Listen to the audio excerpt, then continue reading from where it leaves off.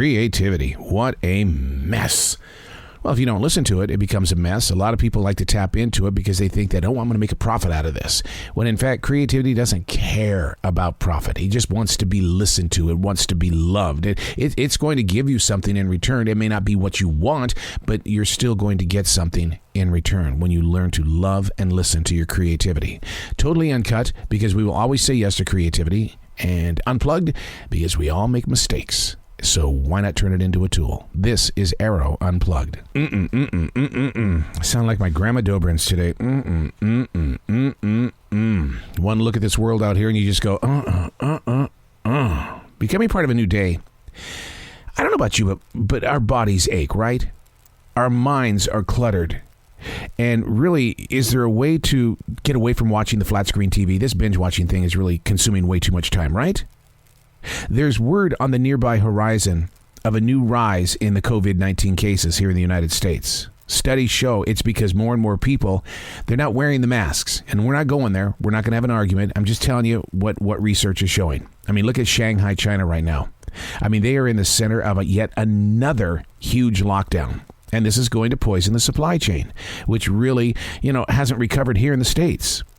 Becoming part of a new day, digesting the present while letting go of the weight of yesterday.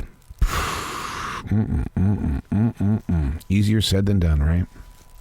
Because it seems like there was less worry before the pandemic until you stop to reflect. You've got to reflect. We are the gifted generation due 100% to those before us. And what are we sharing with tomorrow? I'm always asking that. What are you sharing with tomorrow? The focus needs to be on planting. While becoming part of a new day, you got to know your seeds. Be a life farmer. Tend the soil. Are you feeding just yourself, or are others involved? More than ever, we have got to meet right here in the present. Hey, it's Arroe. This is The Daily Mess, a chronological walk through an everyday world. I am a daily writer.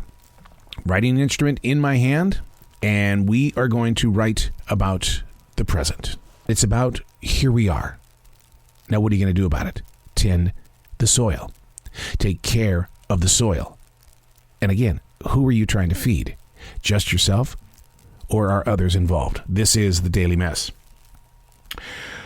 I'm new to this game, but can't help but wonder what sort of changes we as a generation and those that are going to follow us are actually facing. This thing called the metaverse.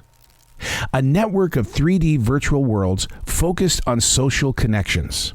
I mean, research, because I like research. Research shows it's going to be the next big thing. Crucial for communications, marketing, and branding. Now, here's how I got involved with this. The School of Broadcasting that I lecture at is stepping into the metaverse. Decision makers right now believe that the school can teach hands-on broadcasting to anyone at any time, anywhere in the world. Now, I'm not a doubter. I'm not going to be one of those old timers that doesn't want to grow forward. But I'm more concerned with the reality that comes to the metaverse, when the virtual characters are set aside and the human being has to deal with the planet Earth. You got your HBO bill you got to pay.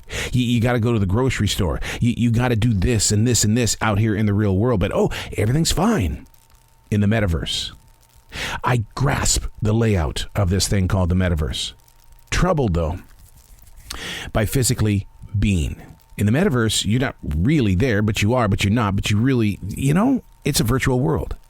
If all you do is run up to the digitized experience, what's going to happen to the authentic emotions and involvements when the electricity goes out?